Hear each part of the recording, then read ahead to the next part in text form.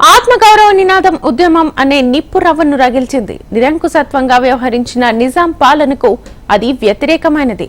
ఆనాడు అణచబడ్డోళ్లు, చెరచబడ్డోళ్లు గుంపు కట్టి నిజాం గడీలను కూల్చారు. అదే తొలిదశ ఉద్యమానికి ఊపిరైంది. నీళ్లు, నిధులు, నియామకాలతో పాటు స్వేచ్ఛను కోరుకున్న గొంతుకలు ఒక్కటయ్యాయి. వివక్షకు గురైన వారు ఉద్యమిస్తే మలిదశ ఉద్యమంలో ఊర్లకు ఊర్లే పిడికిలెత్తి జై తెలంగాణ అంటూ ఆంధ్ర పాలకులపై తిరుగు బావుట ఎగురవేశాయి. దశాబ్ద కాలంగా సాగిన తెలంగాణ మలిదశ ఉద్యమంలో ఎన్నో గ్రామాలు చురుకైన పాత్రను పోషించాయి.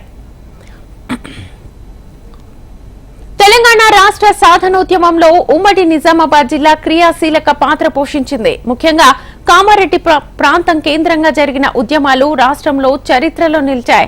2001లో తెలంగాణ రాష్ట్ర సమితి ఆవిర్భావంతో మలిదశ ఉద్యమం ఊపందుకుంది. తెలంగాణ రాష్ట్రం కోసం మొట్టమొదటిగా కామారెడ్డి బార్ అసోసియేషన్ తీర్మానం చేసి ఉద్యమంలో ముందు నిలిచారు. సమైక్య రాష్ట్రంలో వివక్ష, అణచివేతలకు గురయ్యామంటూ సబ్బండ వర్గాలు ఉద్యమంలో భాగమయ్యారు. తెలంగాణ రాజకీయ జేఏసీ గొడుగు కింద ఉద్యమకారులంతా రాజీలేని పోరాటాలు సాగించారు. ఏర్పాటు కొరకు గతంలో ఎంతో మంది అమరులైన సందర్భాన్ని గుర్తు చేసుకుంటూ మరి ఈ పోరాటకు ఎవరైతే అమరులైనరో వాళ్ళందరి కుటుంబాలను కూడా ఈ ప్రభుత్వం ఆదుకోవాలని తెలంగాణ అడ్వకేట్స్ అంటే కామారెడ్డి బార్ అసోసియేషన్ మొట్టమొదటగా తెలంగాణకు అనుకూలంగా తీర్మానం చేసి అప్పటి నుండి చురుకైన పాత్ర పోషిస్తూ ఉద్యమంలో చురుగ్గా పాల్గొని అన్ని ఉద్యమ కార్యక్రమాలలో కూడా పార్టిసిపేట్ అయ్యి తెలంగాణ సాధించుకునే వరకు కూడా చివరి వరకు కూడా ఈ మా అడ్వకేట్స్ అందరూ కూడా దాంట్లో పార్టిసిపేట్ అయ్యారు.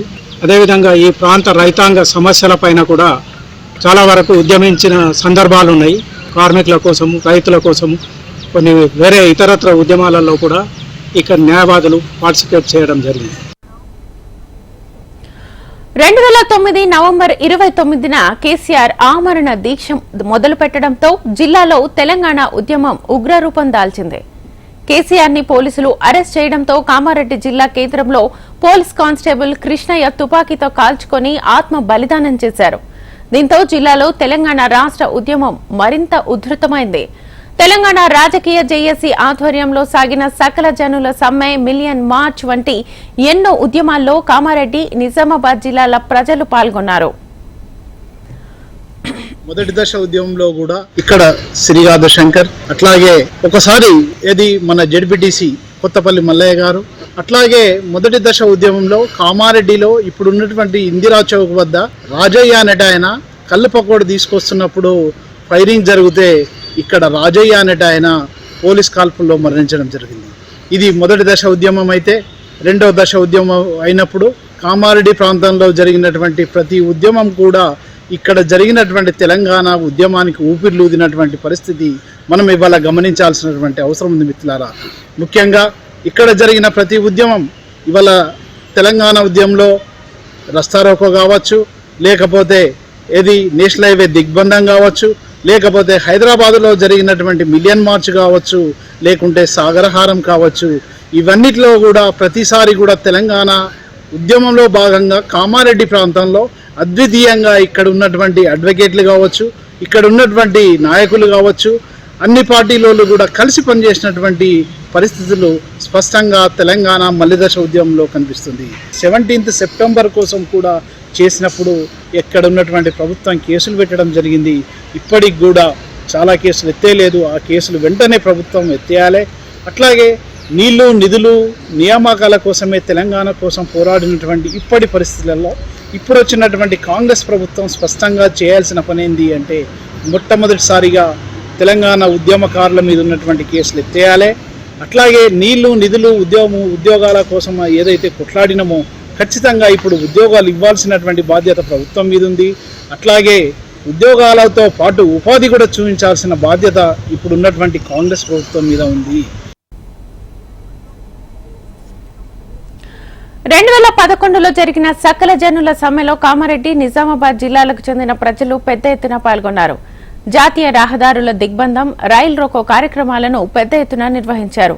కామారెడ్డి జిల్లా కేంద్రంలో జరిగిన రైలు రోకో వేలాది మంది మహిళలు పట్టాలపై కూర్చొని రైళ్లను కదలకుండా కట్టడి చేసి సంచలనం సృష్టించారు. ప్రజల ఉద్యమాల ఫలితంగా 2014 జూన్ 2న తెలంగాణ రాష్ట్రం ఆవిర్భవించింది. ప్రజల ఆకాంక్ష నెరవేరింది. మలిదశ తెలంగాణ రాష్ట్ర సాధనోద్యమంలో ఉమ్మడి నిజామాబాద్ జిల్లా ప్రత్యేక స్థానాన్ని పొందింది. కేసీఆర్ డిప్యూటీ స్పీకర్ ఉన్నప్పటి నుండి నేను ఆయనతో పాటు పనిచేయడం జరిగింది. ఈ మలి ఉద్యమంలో విపరీతమైన పోలీస్ కేసులు, పోలీస్ కస్టడీ, రాత్రి అనగా పగలనగా పట్టకపోవడము, పోలీస్ కేసులు పెట్టడము, ఇప్పటి వరకు కోర్టు కేసుకు సంబంధించినవి 9 ఉన్నాయి. స్టేషన్ బెయిలీ 18 ఉన్నాయి. రైల్వే కేసులు 2 ఉన్నాయి. నానా ఇబ్బందులకు గురి చేసినప్పుడు పోలీసులు ఉద్యమంలో భాగంగా. కావున దయచేసి ఈ కేసులు ఉన్నవారికి ఈ యొక్క ప్రభుత్వం న్యాయం చేయాలని కోరుకుంటున్నాం. తెలంగాణ రావాలని మనస్ఫూర్తిగా కోరుకున్న తెలంగాణ ప్రజలకు తెలంగాణ వచ్చిన నిధులు నియామకాలు అన్నీ ఓకేనాయి. కానీ ఒక కుటుంబానికే పరిమితమైనవి. కావున ఆ విధంగా కాకుండా రేవంత్ రెడ్డి గారు మంచి స్టెప్ తోటి ముందుకెళ్తున్నాడు. అదే విధంగా కంటిన్యూ కాంగ్రెస్ మేనిఫెస్టోలో కూడా ఉద్యమకారులకు 250 గదాల ప్లాట్ ఇస్తా అని ఒప్పుకోవడం జరిగింది సీఎం రేవంత్ రెడ్డి గారు. అదేవిధంగా చనిపోయిన అమరవీరులను గత ప్రభుత్వం పట్టించుకోలేదు. దయచేసి ఇప్పుడు మీరైనా పట్టించుకొని ఆ అమరవీరుల కుటుంబాలకు న్యాయం చేయాలని కోరుకుంటున్నాం. వారికి ఏదో పింఛన్ వచ్చే విధంగా చనిపోయిన కుటుంబాలకు ఆసరాగా ఉండాలని చెప్పి మనస్ఫూర్తిగా కోరుకుంటున్నాం. ప్రత్యేక రాష్ట్ర ఏర్పాటు ఆకాంక్షను నెరవేర్చుకోవడం కోసం ఈ ప్రాంత ప్రజలు ఎంతో మంది ప్రాణాలకు తెగించి పోరాడారు. ఎన్నో పోరాటాలు, ఎంతో మంది త్యాగాలతో 2014లో తెలంగాణ రాష్ట్రం సిద్ధించింది. ప్రజల ఆకాంక్ష నెరవేరి దశాబ్దం కావస్తోంది. ఈ సందర్భంగా ఆనాటి పోరాటాలను, త్యాగాలను ఉద్యమకారులు గుర్తు చేసుకుంటున్నారు. 2001 నుంచి తెలంగాణ ఉద్యమం ఉధృతమైన తర్వాత ఈ కామారెడ్డి ఈ ప్రాంతం ఉద్యమంలో అగ్రభాగాన్ని నిలిచింది. ముందు వరుసలో ఉన్నది. ధూమ్ధాంకు పుట్టినిల్లైంది వేదిక. అనేక ఉద్యమాలు ఇక్కడి నుంచే మాన్య కేసీఆర్ గారు తెలంగాణ తొలి ముఖ్యమంత్రి, ఉద్యమ దళపతి జలసాధన దీక్ష ప్రారంభించారు కామారెడ్డిలో. ఈ ప్రాంతం నుంచి అనేక పోరాటాలు, ఉద్యమ రూపాలు, క్రీడా సాంస్కృతిక పరమైనటువంటి అంశాలు, భాషకు జరుగుతున్నటువంటి అవమానాలకు వ్యతిరేకంగా అనేక రకమైనటువంటి ప్రధానంగా మెయిన్ డిమాండ్స్ ఏంటంటే నీళ్లు, నిధులు, నియామకాలు.